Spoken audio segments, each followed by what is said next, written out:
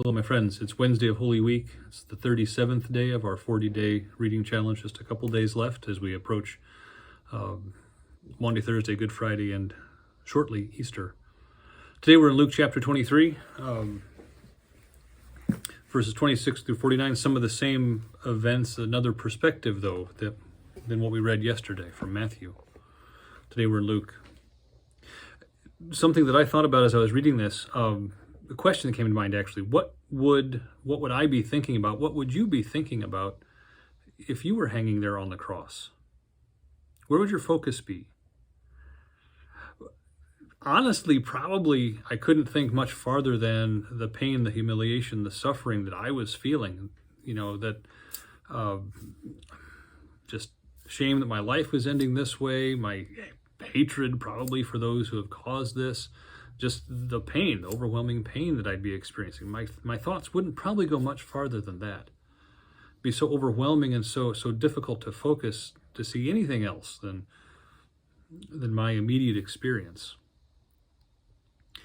But that's not what Jesus is doing.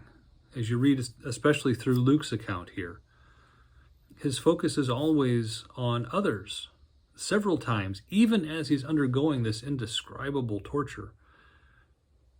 As he's on his way to the cross, he tells the women crying for him not to cry for him, but to be prepared for the suffering that's coming for them. He's referring to an event that's going to happen years after his death. But he's worried about them. He's not worried about himself. As he's being crucified, he begs for those Roman centurions who are using the hammer and the nails, that they might be forgiven for their ignorance. When the one thief expresses a level of faith in him, Jesus thinks about him and promises him mercy, forgiveness, and a place in paradise yet that day. And even in his last minutes, Christ's focus is on his Father as he commends his spirit into his Father's hands. His focus always seems to be away from himself, on those others who are suffering, on those others who need compassion, and on his Father. It's kind of surprising, although it shouldn't be, because Jesus' actions all the way through the Gospels and his words are in perfect keeping with what he does on the cross this day. He's always taking care of God's people. That's why he went to the cross. And that's the mission he continues as he goes through this indescribable pain, in big ways and in small ways. He's focused, even now, on others. Which is wonderful news for us, because we're the ones he's thinking about. His thoughts were on us in those last moments. Why was he enduring this? Because we need that forgiveness. We need that peace. We need that life.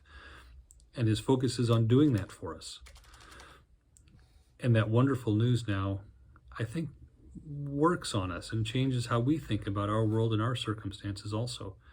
If Jesus could think about others even when he was on the cross, maybe we can think about others even when it's a little inconvenient for us.